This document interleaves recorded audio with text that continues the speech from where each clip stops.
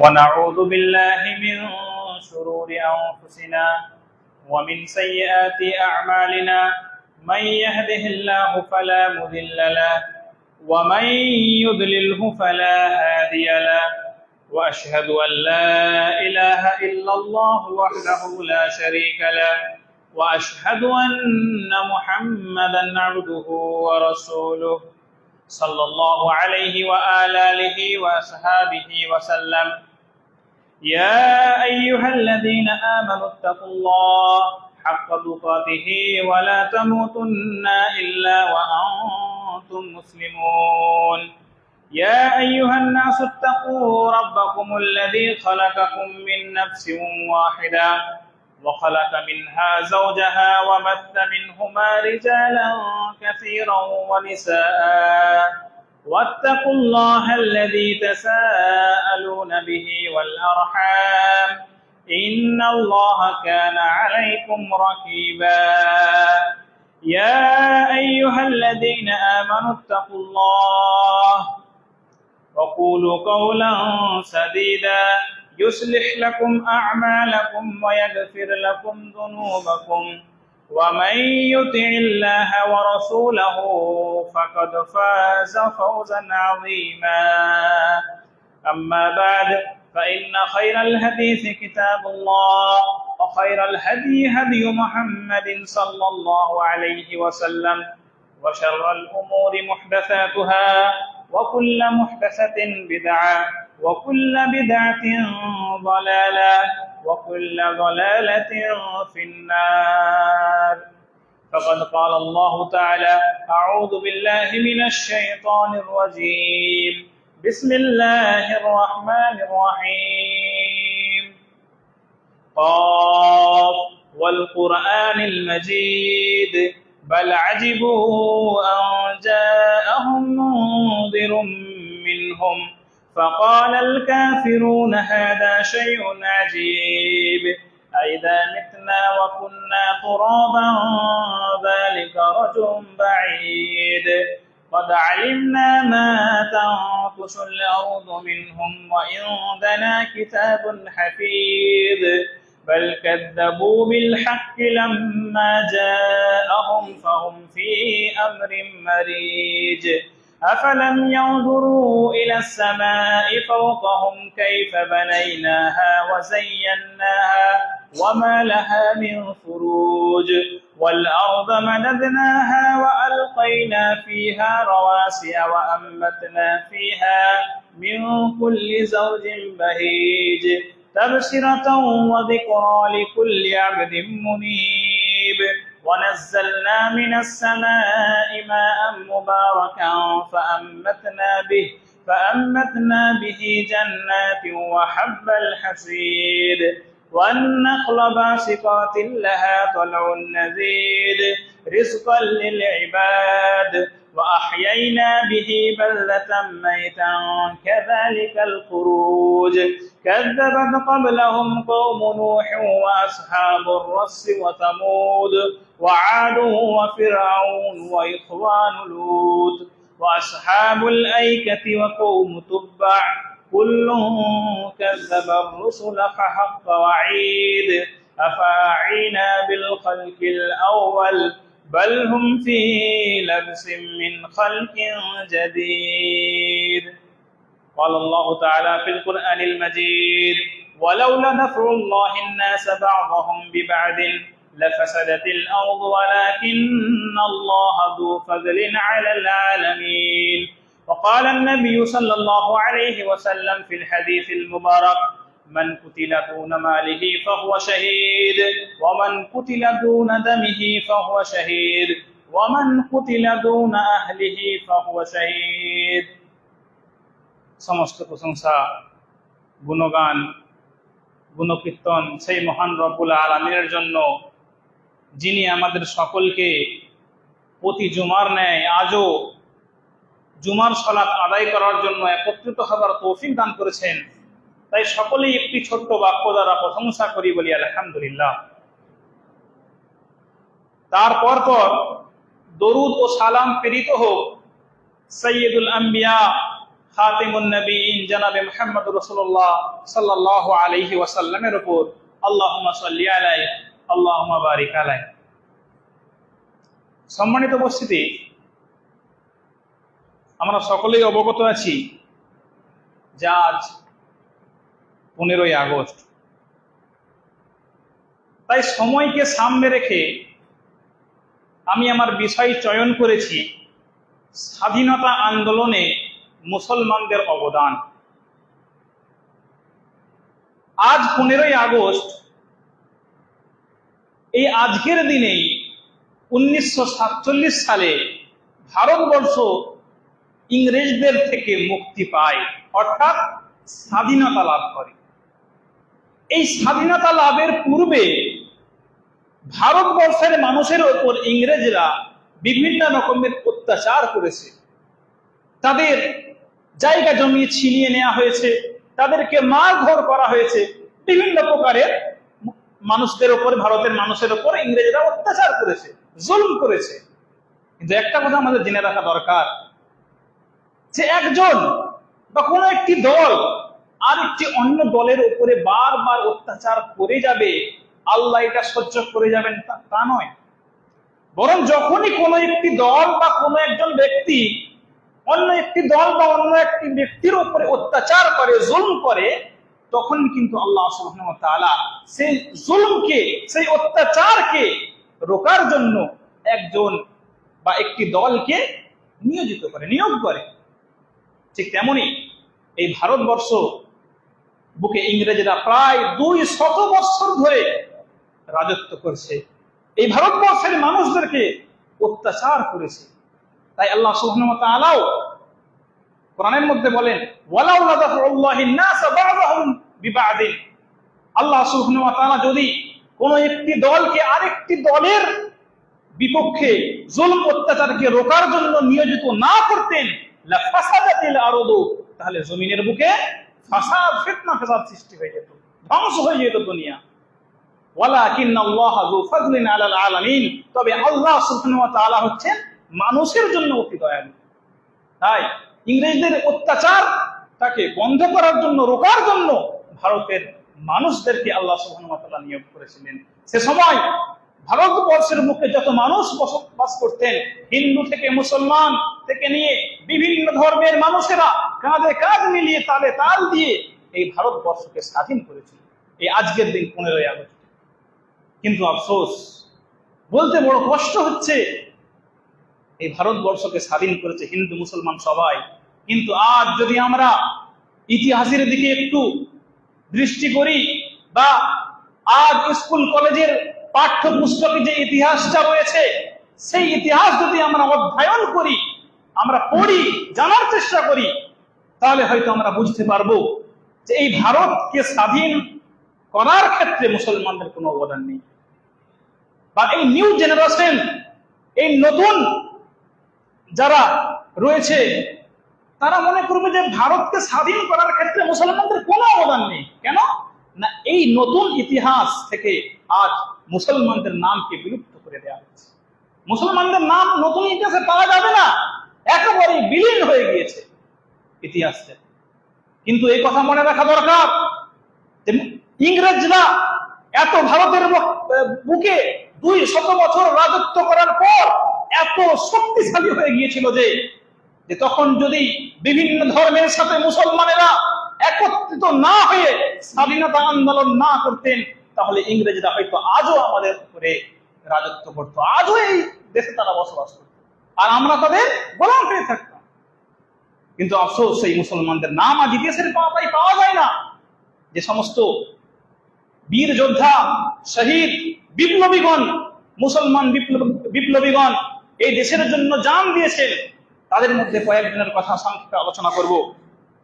তাদের মধ্যে একজন ছিলেন আহমদুল্লাহ, যিনি ইংরেজদের বিরুদ্ধে এতটাই কড়াকড়ি ভাবে স্বাধীনতার সংগ্রাম চালিয়েছিলেন যে সেই তৎকালীন বাজারে ইংরেজরা সেই আহমদুল্লাহকে হত্যা করার জন্য তৎকালীন বাজারের 50,000 রুপি পুরস্কার ঘোষণা করেছিলেন।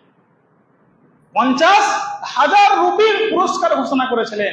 আর জমিদার জগন্নাথ বাবু সেই আহমদুল্লাহকে নিজের বাড়িতে ডেকে প্রতারণা করে বিষ মাখানো পান খাইয়ে তাকে হত্যা করে এবং ঘোষিত 50,000 পুরস্কার জিতে নেয়। সেই আহমদুল্লাহকে আজ ইতিহাস ভুলে গেছে। আশরাফুল্লাহকে আজ এই ইতিহাস ভুলে গেছে।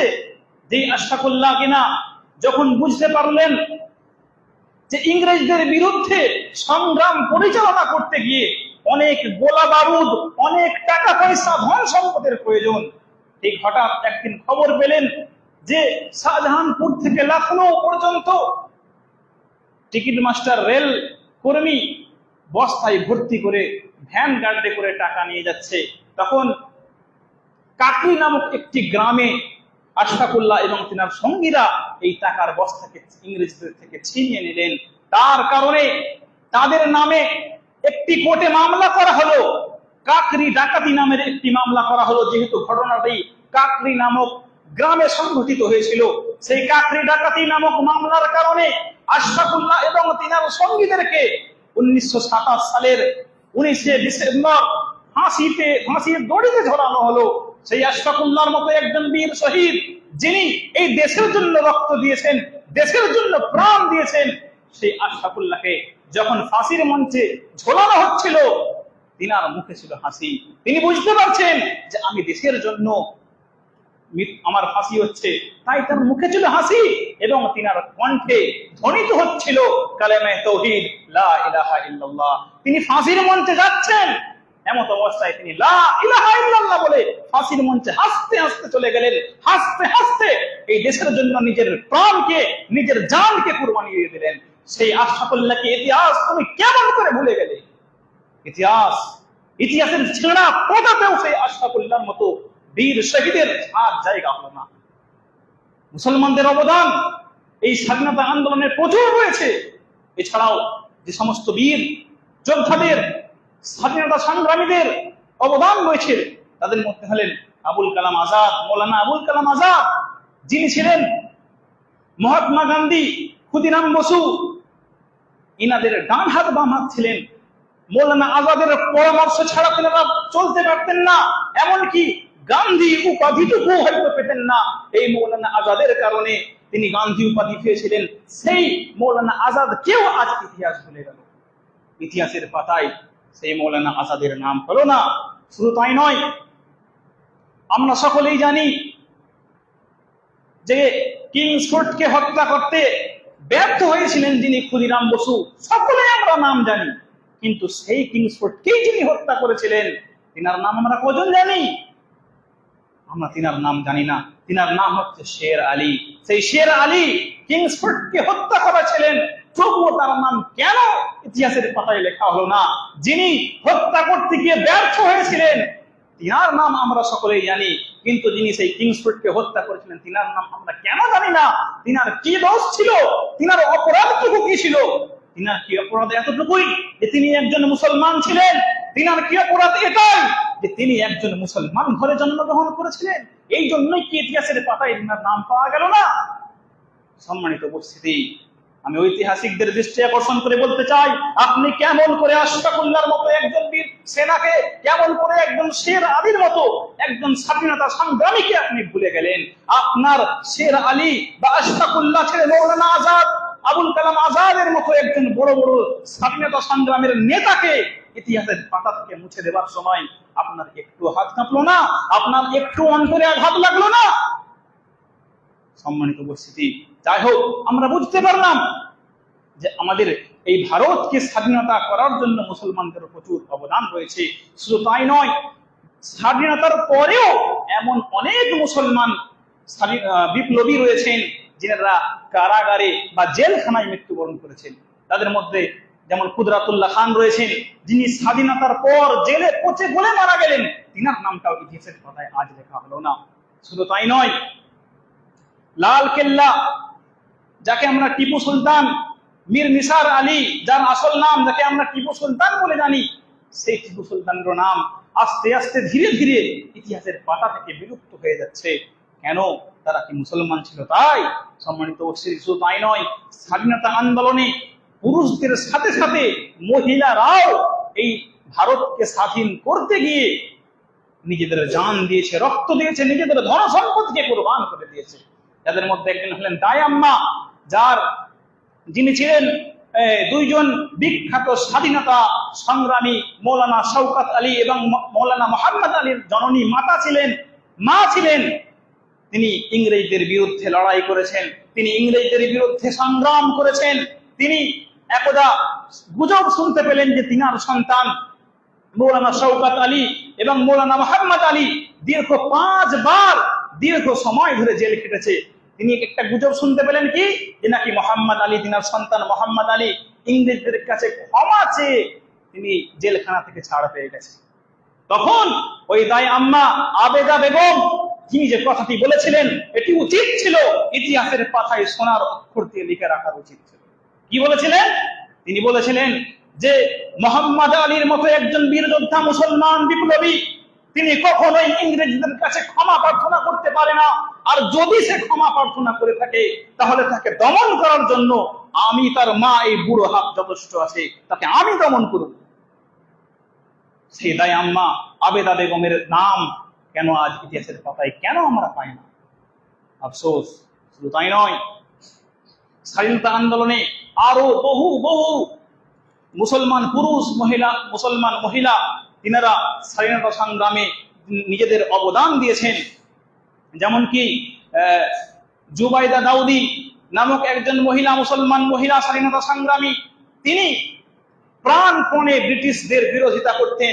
এমনকি তিনি নিজেদের পোশাক, নিজের স্বামীর পোশাক, আত্মীয় স্বজনের পোশাক, যেগুলি বিদেশ থেকে ক্রয় করা হয়েছিল, ইংরেজদের পোশাক ছিল, সেগুলি ব্রিটিশদের সামনে জ্বালিয়ে পুড়িয়ে ছারখার করে দিয়েছিলেন। এমন সাহসী, এমন স্বাধীনতা সংগ্রামী কে আমরা কেন ভুলে গেলাম? কেন ইতিহাসের পাতায় তাদের নাম পাওয়া গেল না? সম্মানিত উপস্থিতি, যাই হোক, আমরা এতক্ষণ বুঝতে পারলাম যে আজ 15ই আগস্ট এই ভারত স্বাধীনতা দিবস। আজকে এই ভারত যে স্বাধীন হয়েছে তার মধ্যে মুসলমান সংগ্রামীদের বড় অবদান রয়েছে। কিন্তু আফসোস, তারপরেও আজ মুসলমানদেরকে এই ভারতের বুকে তাদের উপর অত্যাচার করা হচ্ছে, জুলম করা হচ্ছে। তো কখনো বলা হচ্ছে এই ভারতবর্ষে তোমাদের কোনো ঠাঁই নেই, তোমরা পাকিস্তানে চলে যাও। তো কখনো বলা হচ্ছে তোমরা বাংলাদেশি, এই ভারতের বুকে তোমাদের কোনো স্থান নেই। সম্মানিত উপস্থিতি, এই কিছুদিন আগে আমি একটি ভিডিও দেখলাম, যাতে একজন মহিলা বলছিলেন যে এই পশ্চিম বাংলা থেকে মুসলমানদেরকে তাড়িয়ে দিতে হবে। বলে কি করে? তার চিন্তা এলো কি করে? দেশটা কি তার বাবা ফেলে দেশ নাকি? এই দেশের জন্য যেমন তোমরা রক্ত দিয়েছো, আমাদের পূর্বপুরুষরাও এই দেশের জন্য জান প্রাণ নিজের রক্তকে ঝরিয়েছে কিনারা। এমন চিন্তা তোমার হয় কি করে? তোমাদের জন্য তো উর্দু কবি রাহাত ইন্দারির কবিতা যথেষ্ট। তিনি কি বলেছিলেন উর্দু কবিতার মধ্যে? जो आज साहिबे मसनद हैं कल नहीं होंगे, जो आज साहिबे मसनद हैं कल नहीं होंगे, किराएदार हैं जाती मकान थोड़ी है। মানে যারা আজকে এই মুখ্যমন্ত্রী, প্রধানমন্ত্রী আছে, তারা সর্বদা থাকবে না, আজকে আছে কালকে থাকবে না। सभी का खून शामिल है यहाँ की मिट्टी में, সবার রক্ত ঝরেছে এই ভারতবর্ষে। किसी के बाप का हिंदुस्तान थोड़ी है, কারো নিজের বাপের দেশ এটা আছে নাকি? কখনো নয়। বরং যেমন হিন্দুর ভারতবর্ষ, এটা ঠিক তেমন মুসলমানদেরও ভারতবর্ষ। সম্মানিত উপস্থিতি, আবার কখনো মুসলমানদেরকে বলা হয় যে তোমরা এই দেশকে ভালোবাসো না, তোমরা দেশপ্রেমী নয়, তোমরা দেশদ্রোহী, তোমরা দেশকে ভালোবাসো না। তারা আমাদের নিকট থেকে দেশকে ভালোবাসার, দেশভক্তির প্রমাণ নিতে আসছে। আরে তোমরা আমাদের থেকে দেশভক্তির প্রমাণ নেবে? শুধু মুখে বললে দেশের প্রতি ভালোবাসা হয় না, আমরা তো কাজে করিয়ে দেখাই। এক উর্দু কবি বলছেন যে सबूत क्या दूं तुझे अपनी वतन परस्ती का ए जालिम, सबूत क्या दूं तुझे अपनी वतन परस्ती का ए जालिम, पानी ना हो तो हम इसी मिट्टी से वुजू करते हैं। অর্থাৎ আরে তোমাদেরকে কি আমরা দেশভক্তির, দেশের প্রতি ভালোবাসার প্রমাণ দেব?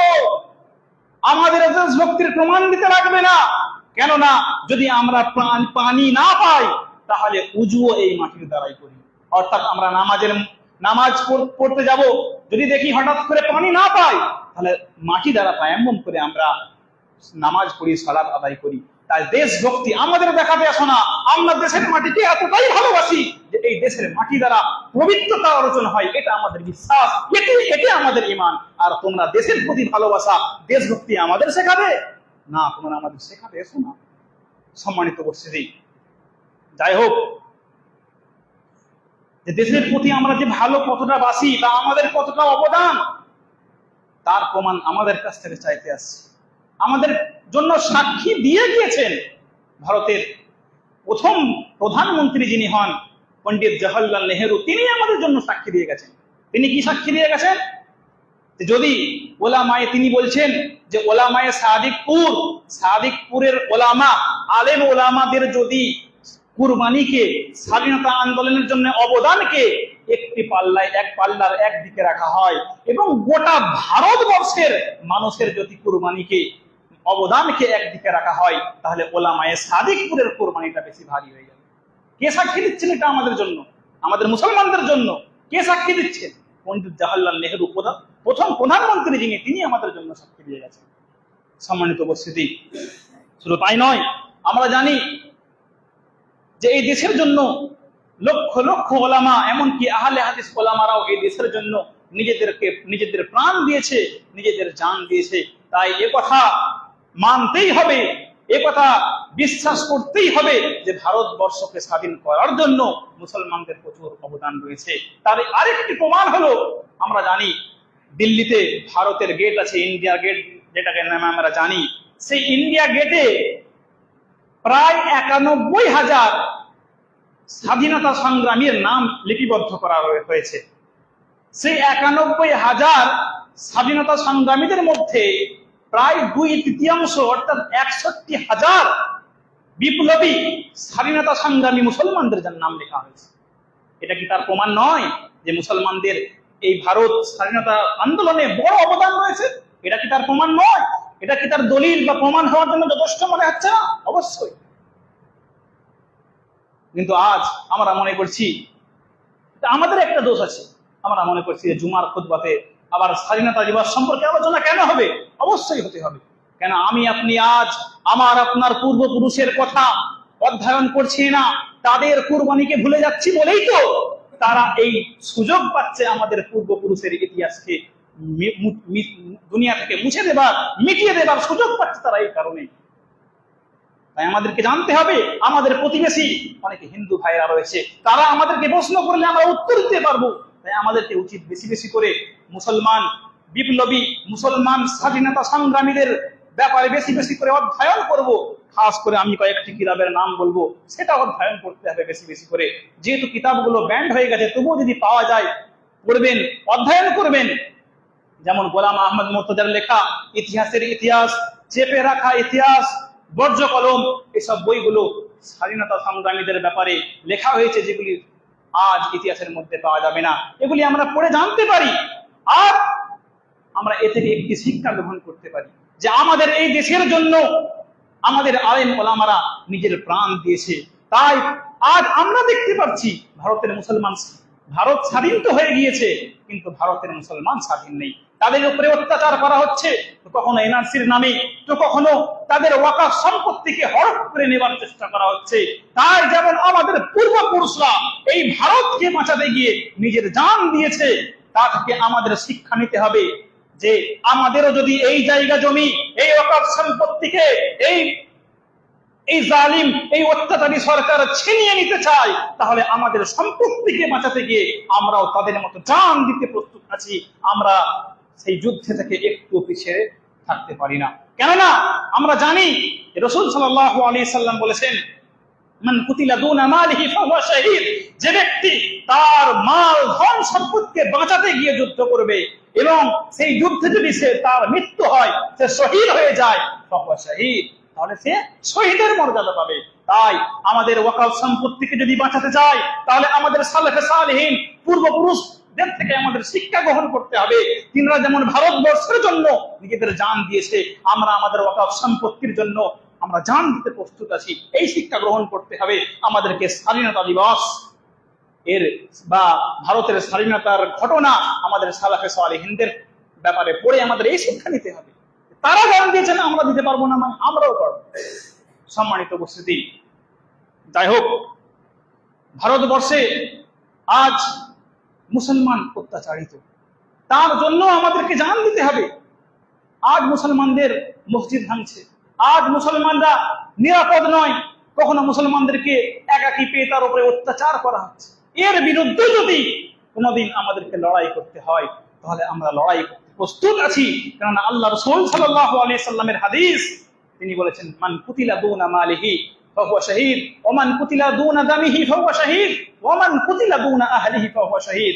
এমনকি যদি কোনো ব্যক্তির পরিবার পরিজনের প্রতি কেউ অত্যাচার করে, জুলম করে, তাকে বাধা দিতে গিয়ে যদি আমাদের জান প্রাণ কে দিতে হয়, রক্ত ঝরাতে হয়, তাও আমরা রাজি আছি। আমরা তা থেকে পেছনে একটু সরে যাব না। কারণ আজকে সে সম্পর্কে আল্লাহ রাসূল সাল্লাল্লাহু আলাইহি সাল্লাম বলছেন, ফাহুয়া শাহীদ, তারা হচ্ছে শহীদ, শহীদের মর্যাদা পাবে। সম্মানিত উপস্থিতি, যাই হোক,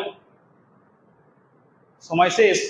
পরিশেষে আল্লাহ সুবহানাহু ওয়া তাআলার কাছে দোয়া করব, হে প্রভু দয়াময়, তুমি আমাদের সকলকে আজকে যা বললাম, যা শুনলাম, এবং তার প্রতি বেশি বেশি করে আমল করার তৌফিক দান করো। আমিন। হে প্রভু দয়াময়, ভারত থেকে শুরু করে নিয়ে গোটা বিশ্বে যে স্থানে, যে জায়গায় মুসলমানের উপর অত্যাচার করা হচ্ছে, জুলম করা হচ্ছে, সেই মুসলমানদেরকে অত্যাচার থেকে আল্লাহ তুমি বাঁচাও। হে আল্লাহ, তুমি মুসলমানদেরকে সাহায্য করো এবং তাদের শত্রু বা তাদের দুশমনকে আল্লাহ ধ্বংস করে দাও, দুনিয়া থেকে বিলুপ্ত করে দাও আল্লাহ। আমিন।